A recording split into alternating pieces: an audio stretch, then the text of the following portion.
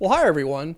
As many of you who are familiar with this channel already know, I do a lot of videos about infrastructure in this country, design, construction, as well as issues with maintenance, repair, that sort of thing.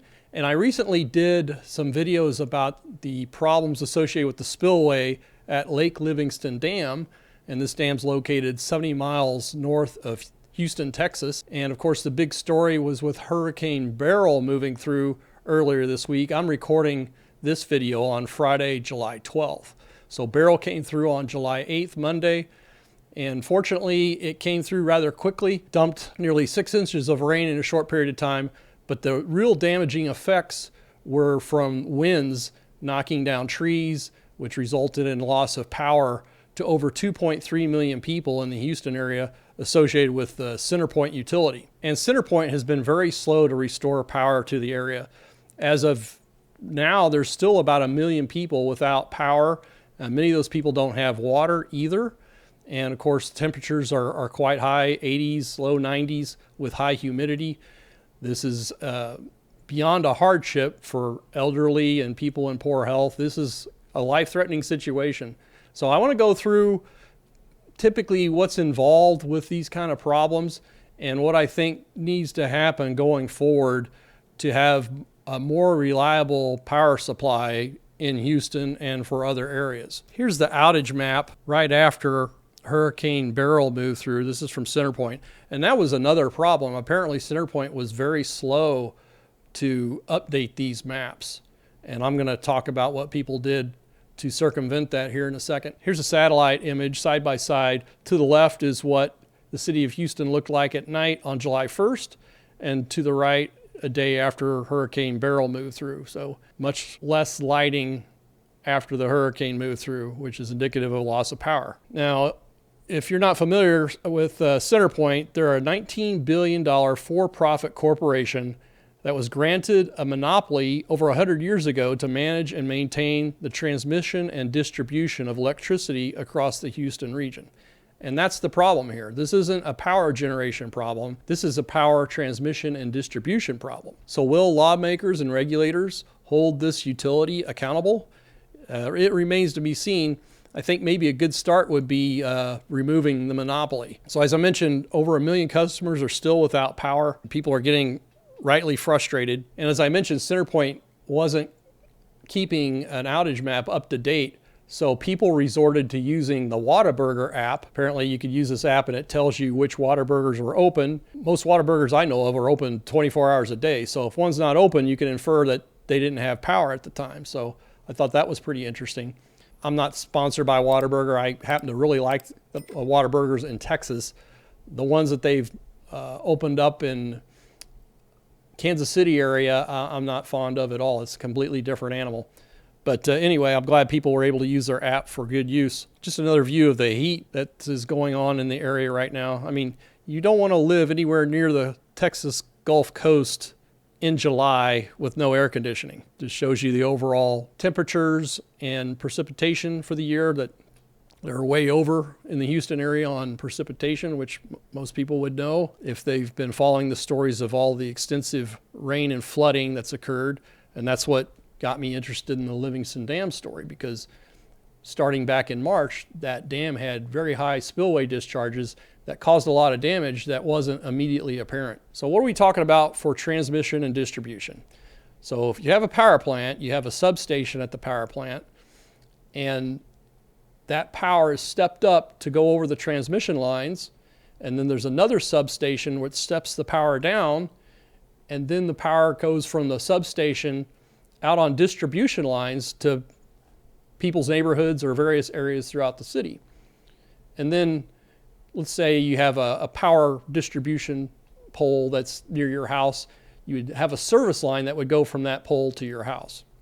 So the problem here is with primarily the distribution system, with lines being knocked down. And I suspect a lot of people are still having power outages because the service line's been knocked down, even though the power to their distribution system may have been restored.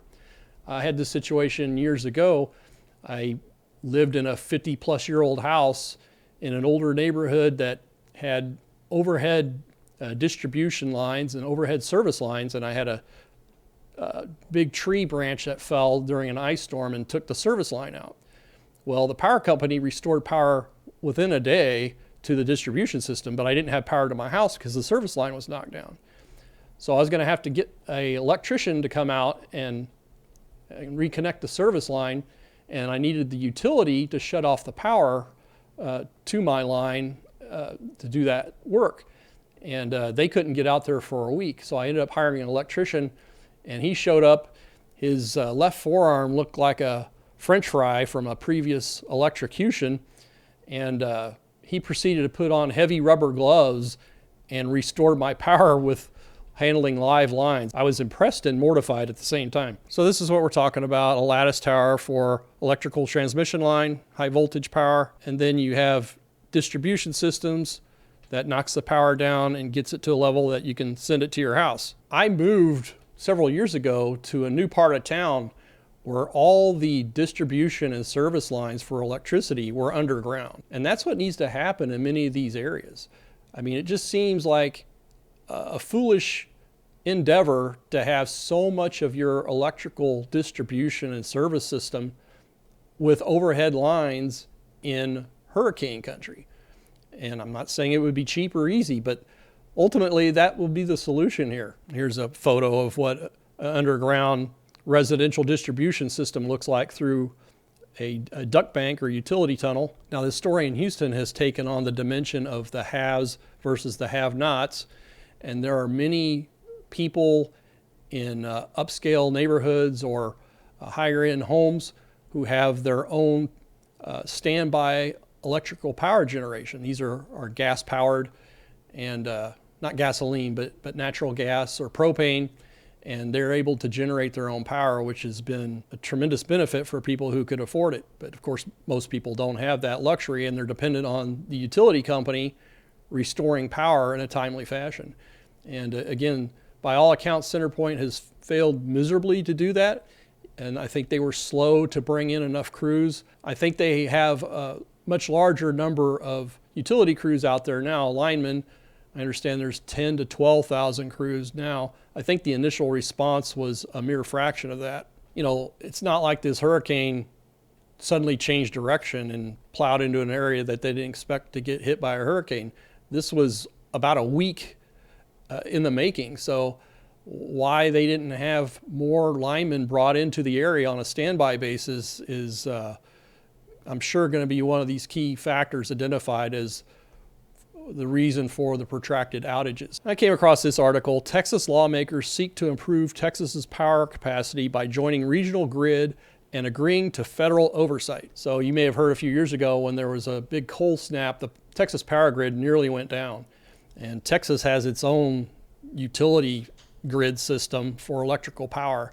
And so by them joining other grids, they're going to have more redundancy and more reliability. But this article was written in March of this year, so I suspect a lot of those changes are still several years away from being implemented. So this is another example of the challenges with maintaining adequate infrastructure in this country. I talk about bridges all the time. I talk about highway embankments. I talk about buildings. I talk about electrical power generation, transmission, and distribution. And there's been an alarming trend, and I don't think it's because it's been sensationalized or that there's just more awareness. It seems to me that really our public infrastructure, whether it's power or bridges and the like, has turned into essentially a non-renewable resource. You know, our parents, grandparents, and even great-grandparents created this infrastructure. I remember there's a major interstate highway where I grew up, and at the time I think it was designed for 10,000 vehicles a day, and at the time there was a couple of thousand vehicles per day using that highway. Now there's over 100,000 vehicles a day. I mean, that interstate section was built over 50 years ago, and it had excess capacity. And today we're not talking about generating excess capacity. We're talking about typically, belatedly, trying to restore what was lost through deterioration or accidents. So I'll stay on this. This is going to be a recurring theme on the channel. I'd like to send a shout out to the channel members. I really appreciate your ongoing support. I also want to send a shout out to those of you who have provided super thanks. Check out the links in the description. I have free digital downloads for the biggest civil engineering disasters of the past 100 years. I also have a digital download for NASA's Artemis program to return humans to the surface of the moon after over a 50-year absence. So please stay tuned for future videos, and thanks for watching.